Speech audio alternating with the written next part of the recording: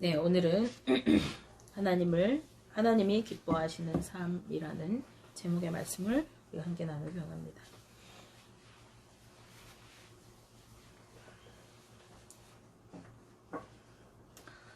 온 식구가 감기가 걸려가지고 목소리가 좀 좋지 못한 거를 양해해 주시기 바랍니다. 오늘은 대림절 첫째 주일입니다. 대림절은 우리 주님의 오심과 그 의미를 다시 되새기고 또 다시 오실 주님을 묵상하면서 참회와 기다림의 마음으로 보내는 기간이 되겠습니다. 올해는 대림절 기간이 좀 짧은데요. 그래서 오늘은 다시 오실 주님을 기다리는 성도들의 삶이 어떠해야 하는지를 함께 나누기를 원합니다. 여러분, 부모에게 가장 큰 기쁨은 무엇이냐 하면은 자녀들이 부모님의 말씀을 잘 듣고 부모의 가르침을 따라서 양육을 받아서 잘 자라주는 것이 부모에게 아주 가장 큰 기쁨입니다. 이와 마찬가지로 목회자에게 가장 큰 기쁨은 성도들이 말씀을 따라 살아가면서 주님 안에서 믿음으로 잘 성장해가고 또 교회 공동체가 거룩한 한 몸으로 세워져 가는 것을 볼 때에 목회자는 가장 큰 기쁨을 느낍니다. 그렇다면 하나님께 가장 큰 기쁨은 무엇이겠습니까? 그것은 바로 구원받은 하나님의 백성이 말씀에 순종하면서 하나님의 뜻을 따라서 살아가는 것입니다. 그런데 하나님의 뜻을 따라서 살아가려고 하면, 하나님의 말씀에 순종하여 살려고 하면 도대체 하나님의 말씀이 무엇을 말씀하고 있는지, 하나님의 뜻이 무엇인지를 먼저 알아야 합니다. 그래서 그 말씀대로 순종하고 하나님의 뜻을 따라 살아갈 수가 있는 것이죠. 우리가 하나님을 기쁘시게 할 수가 있는 것입니다. 오늘 우리가 읽은 데살로니가서는 바울이 데살로니가 교회에 쓴 편지, 즉 서신서입니다. 이 데살로니가 교회는 바울의 2차 전도 여행 때에 핍박당한 가운데서 세워진 그러한 교회입니다. 그러나 바울이 그곳에 회당에서 열심히 성도들과 짧은 기간이었지만은 성경을 가르치고 강론하고 하는 그 과정 가운데 많은 사람들이 회심하여서 그리스도인이 되었습니다. 성도가 된 것입니다. 바울의 입장에서 얼마나 소중하고 또 귀한 교회이겠습니까? 그러나 유대인들이 바울을 가만두지 않았어요. 심하게 박해하고 모함하고, 그래서 바울이 그 데살로니가 지역에 오래 머물지 못하고 베레아 지방으로 떠나가게 되었습니다. 그래서 이제 이 바울이 얼마 머물지도 못했고 성도들은 막 믿음으로 회심하는데 그곳에서 이제 쫓겨나오게 되니까 다시 거기를 가서 그 데살로니가 교회를 성도들을 만나고 싶었어요. 그래서 한두 번 이렇게 시도를 했는데 그 길이 자꾸 막히는 거예요. 그래서 이제 사정이 이렇게 되니까 이제 막 복음을 받아들인 데살로니가 그 교회 성도들이 자신이 떠나온 지금 믿음을 잘 정착하고 키워나가면서 성장해 가고 있는지 걱정이 되기 시작했어요. 그래서 바울이 디모데를 데살로니가 교회로 보내게 됩니다. 그래서 성도들의 믿음을 굳건히 하고 또 그곳에 있는 성도들이 어떻게 믿음을 잘 지키면서 살고 있는지 그 실정을 알아보도록 이렇게 디모데를 보내게 되는데, 그 데살로니가 교회에 갔다 온 이 디모데가 성도들이 믿음을 굳건히 잘 지키면서 성실하게 열심히 믿음 생활을 하고 있다. 그 데살로니가 교회가 지금 믿음으로 막 부흥하고 있다 하는 이야기를 전해주게 됩니다. 바울에게 이것은 너무나도 기쁜 소식이었죠. 자신이 얼마 있지도 못했는데 떠나오게 됐는데 이제 막 주님을 영접한 그들이 믿음으로 잘 이렇게 생활하고 있다고 하는 얘기를 들은 것이죠. 그래서 바울이 이 기쁨을 숨기지 않고 이 서신서에 기록했습니다. 데살로니가 전서 3장 6절에서 7절 말씀에 이렇게 말씀하고 있어요. 지금은 디모데가 너희에게로부터 와서 너희 믿음과 사랑의 기쁜 소식을 우리에게 전하고 또 너희가 항상 우리를 잘 생각하여 우리가 너희를 간절히 보고자 함과 같이 너희도 우리를 간절히 보고자 한다 하니, 이러므로 형제들아 우리가 모든 궁핍과 환난 가운데서 너희 믿음으로 말미암아 너희에게 위로를 받았노라. 아멘. 바울은 지금 상황이 좋지 않았어요. 궁핍과 환난 가운데 있다고 표현하고 있습니다. 유대인들이 끊임없이 이 바울을 따라다니면서 괴롭혔어요. 그런데 데살로니가 교회 성도들이 전하여준 복음을 버리지 않고 믿음을 지키면서 서로 사랑하고 섬기고 이렇게 행한다는 소식은 바울과 그 일행에게 엄청난 위로와 힘이 나는 소식이 아닐 수가 없었습니다. 더구나 이 편지가 쓰일 당시 데살로니가 교회는 세워진 지 1년도 채 안 된 상태였어요. 그리고 이제 바울이 떠나왔기 때문에 목회자도 없는 상황이잖아요. 그거 성도들은 이제 막 믿기 시작한 초신자들이었던 거예요. 그럼에도 믿음의 역사와 사랑의 수고와 또 예수 그리스도에 대한 소망으로 인내하면서 박해를 견디고 믿음을 지키는 그 데살로니가 교회 성도들의 삶의 모습을 전해들은 바울이 얼마나 기뻤겠어요. 그런데 이 데살로니가 교회가 이렇게 믿음을 견딘 비결이 바로 사랑에 있었다는 거예요. 이들은 서로를 사랑하였고 그 사랑으로 격려하고 위로해주면서 주 예수 그리스도에 대한 소망을 잃어버리지 않도록 서로 붙들어주고 함께 믿음의 공동체를 이루어 나갔던 것입니다. 그러기에 예수님께서는 제자들에게 너희가 서로 사랑하라. 그리하면 모든 사람들이 너희가 내 제자인 줄 알리라 라고 말씀하고 있습니다. 우리는 바울의 기도를 통해서 이러한 사실을 확인할 수 있어요. 바울은 하나님께서 데살로니가 교회로 다시 갈 수 있도록 허락해 주시기를 구하면서 이렇게 기도합니다. 3장 12절 13절 말씀에 또 주께서 우리가 너희를 사랑함과 같이 너희도 피차간과 모든 사람에 대한 사랑이 더욱 많아 넘치게 하사 너희 마음을 굳건하게 하시고 우리 주 예수께서 그의 모든 성도와 함께 강림하실 때에 하나님 우리 아버지 앞에서 거룩함에 흠이 없게 하시기를 원하노라. 아멘. 사랑이 더욱 많아서 넘칠수록 서로의 마음이 굳건하고 주님 다시 오실 때에 하나님 앞에서 거룩함이 흠이 없게 하신다고 그렇게 해주시도록 바울이 간구하고 있어요. 하나님께서는 당신의 백성들이 거룩한 삶을 살아가기를 원하십니다. 이것이 하나님의 뜻입니다. 성도들은 영적으로 뿐만 아니라 육적인 삶에서도 거룩한 삶을 살아가야 하는 것입니다. 바울은 데살로니가전서 4장 3절 말씀에 하나님의 뜻은 이것이니 너희의 거룩함이라 곧 음란을 버리고 라고 말씀합니다. 초신자였던 데살로니가 교회 성도들에게 몇 가지 문제가 있었어요. 이들이 믿음의 수고와 믿음의 삶과 또 사랑의 수고와 예수 그리스도를 향한 소망을 가지고 고통을 인내하면서 열심히 잘 살아왔거든요. 그런데 이 데살로니가 교회 성도들에게 어떤 문제가 조금 있었어요. 그것은 그들이 여전히 음란한 삶을 살아가고 있었고 지난 시간에도 말씀드렸듯이 잘못된 종말 사상을 가지고 있었어요. 그래서 게으르게 일하지 않고 살아가는 사람들이 교회 안에 생겨나게 되었던 것이죠. 이제 주님이 재림하실 때 과연 죽은 자들이 살아날까 그렇지 않을까 하는 그러한 의구심을 품고 부활에 대한 의구심을 품고 혼란스러워하기도 했습니다.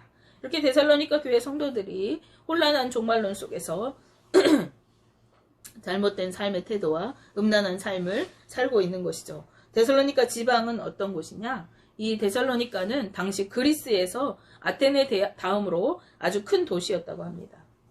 이곳은 향락과 상업과 무역의 요충지였고 문화와 철학이 발달한 아주 대도시였던 거예요. 또한 우상의 문화가 깊게 자리 잡고 있었어요. 그리고 또 당시 헬라 문화에서는 남성들이 이렇게 성적으로 정욕을 쫓아서 향락적인 성 문화를 이렇게 행하는 것이 보편적이었다는 거예요. 그래서 그거를 금하지 않았어요. 그래서 남자들이 정부를 두고 이렇게 자기 성욕을 채우기 위해서 부인 이외에 아내들을 두는가 하면은 매춘을 일상적으로 행했어요. 매춘하는 여성들과 관계를 맺었던 거죠. 또한 우리가 알고 있듯이 우상을 섬기는 이방 종교 내에서는 풍요를 구하는 제사 형식의 일환으로 종교적인 매춘을 조장했어요. 따라서 이 성적으로 문란한 삶은 어쩌면 이들에게는 별것 아닌 그냥 자연스러운 일상이었던 당연한 것쯤으로 여겨졌던 그런 생활이었던 거죠. 그래서 데살로니가 교회 성도들은 오랜 세월 동안 이런 문화 속에서 살아왔기 때문에 이제 막 믿기 시작한 이 성도들은 여전히 성적으로 문란한 삶을 살아갔던 것입니다. 따라서 바울은 오늘 본문에서 데살로니가 교회 성도들에게 주님의 재림을 기다리는 성도들의 삶으로 세 가지를 제안하고 있어요. 그 첫 번째가 바로 뭐냐면 하나님의 뜻을 따라서 거룩하게 살아가라고 하는 것입니다. 하나님께서는 아무런 죄와 흠이 없으신 거룩한 분이시죠.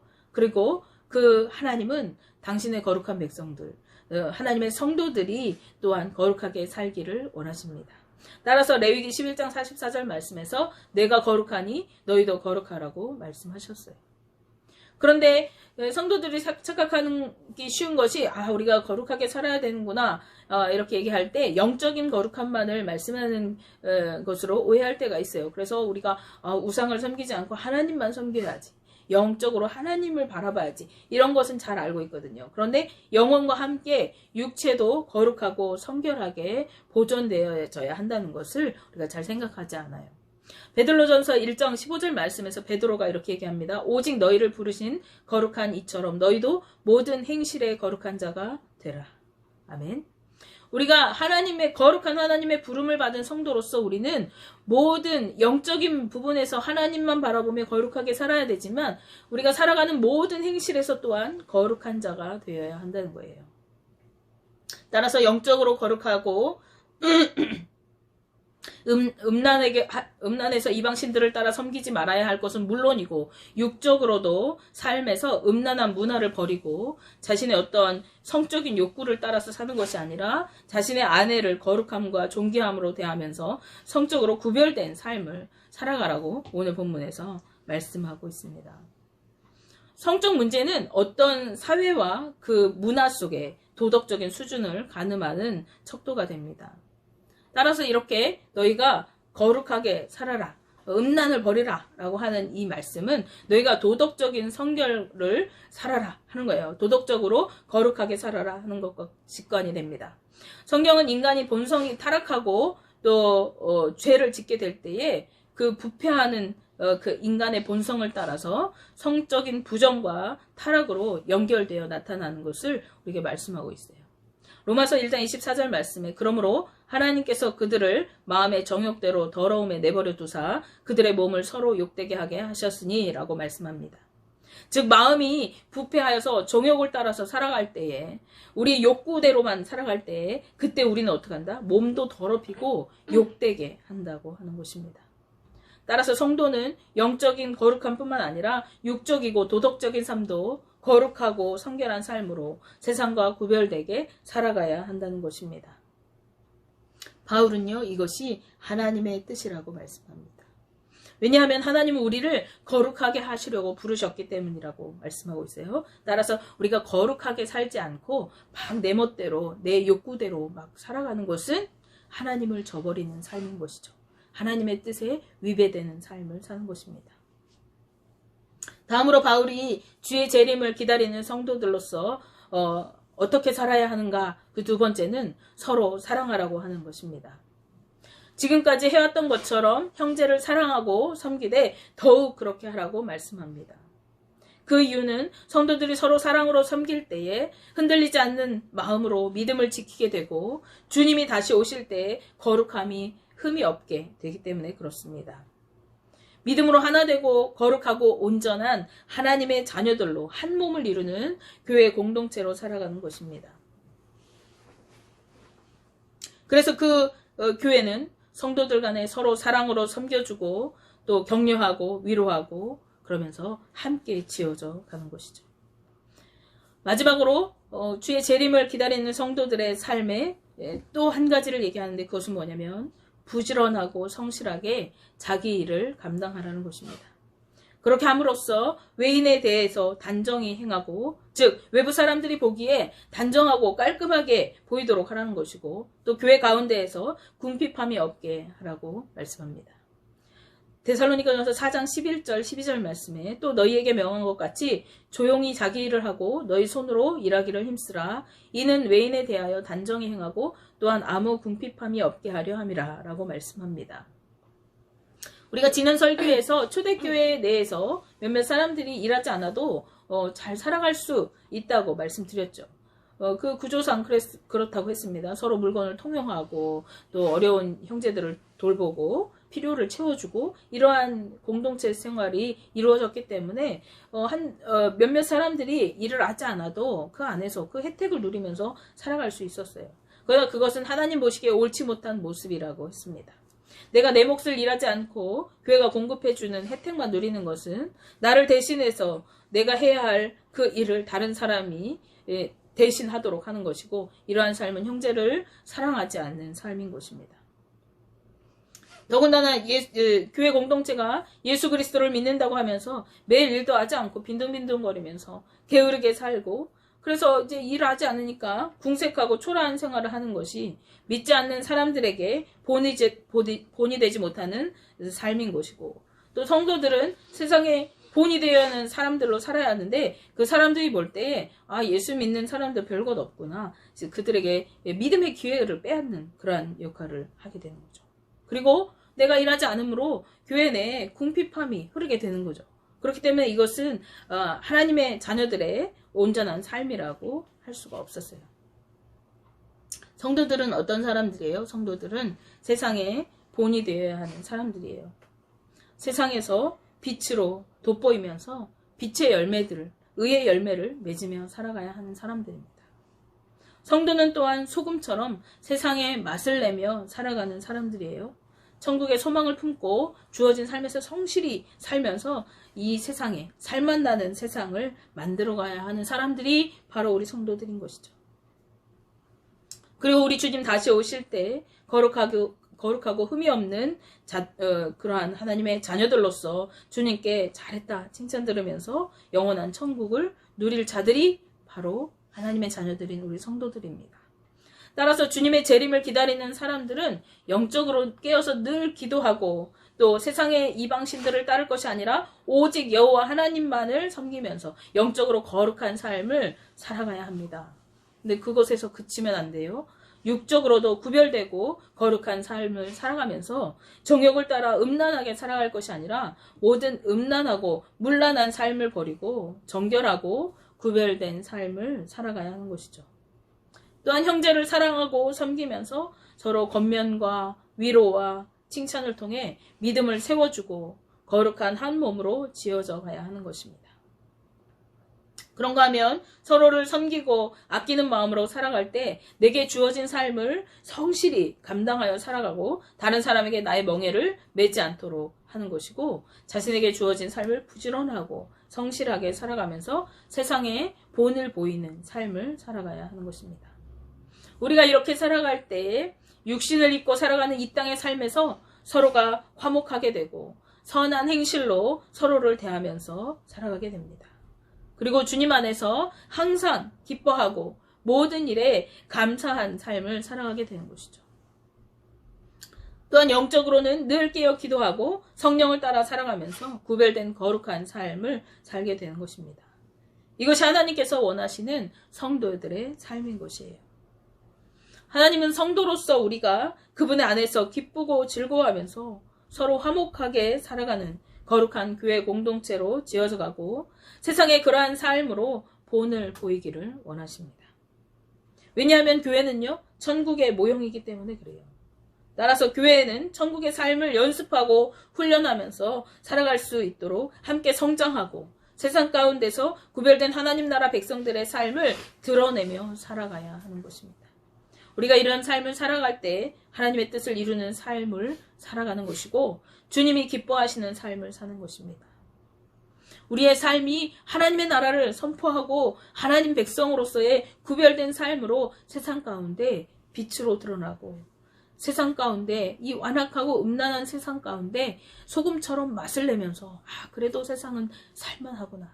하나님의 백성이 거하는 그곳은 정말 우리가 살기에 흡족하구나. 라고 이렇게 세상을 물들이는 삶을 살아야 하는 것이죠. 워낙에는 우리 동성교회 모든 성도님들 그리고 저와 우리 성도님들의 삶이 이러한 삶 되시고 또 하나님 나라를 이루어가는 거룩하고 복된 삶, 하나님의 뜻을 이루는 축복의 삶을 살게 되시기를 주님의 이름으로 축복합니다.